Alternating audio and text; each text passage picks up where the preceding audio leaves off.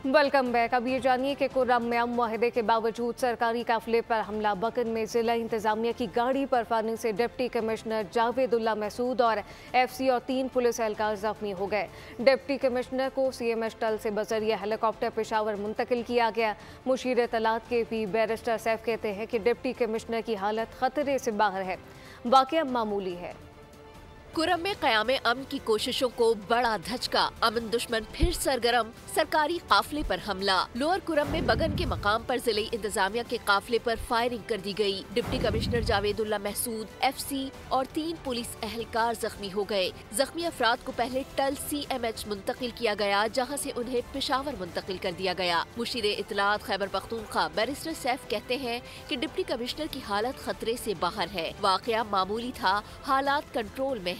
Security इदारे alert हैं, clearance का अमल जारी है। मुल्जिमान की तलाश के लिए इलाके में सर्च ऑपरेशन किया जा रहा है। डिप्टी कमिश्नर कुर्रम जावेदुल्ला महसूद साहब और उनके साथ जख्मी होने वाले पुलिस एहलकारों को भी लाया गया है। अल्लाह के फजल से उनकी हालत खतरे से बाहर है। मैं इस बात की बिल्कुल यकीन दहानी कराना चाहता हूँ कि हालात बिल्कुल कंट्रोल में हैं। इस मामूली वाक़े के बाद सिक्योरिटी खदशात के बाइस टल से रवाना होने वाले पहले काफिले को रोक दिया गया। उधर तहकीकाती इदारों ने कुर्रम में काफिले पर हमले से मुतालिक इब्तदाई रिपोर्ट मुरत्तिब कर ली। रिपोर्ट में बताया गया कि दवाइयों, अशिया खुरोनोश पर मुश्तमिल सामान का पहला काफिला कुर्रम जा रहा था। डीसी की सरबराही में सरकारी टीम सड़क खुलवाने के लिए बात कर रही थी। सड़क खुलवाते वक्त 40 से 50 मुसल्ला शरपसंद अनासिर ने फायरिंग कर दी। फायरिंग से डीसी समेत 3 पुलिस और 2 एफसी एहलकार शदीद जख्मी हुए।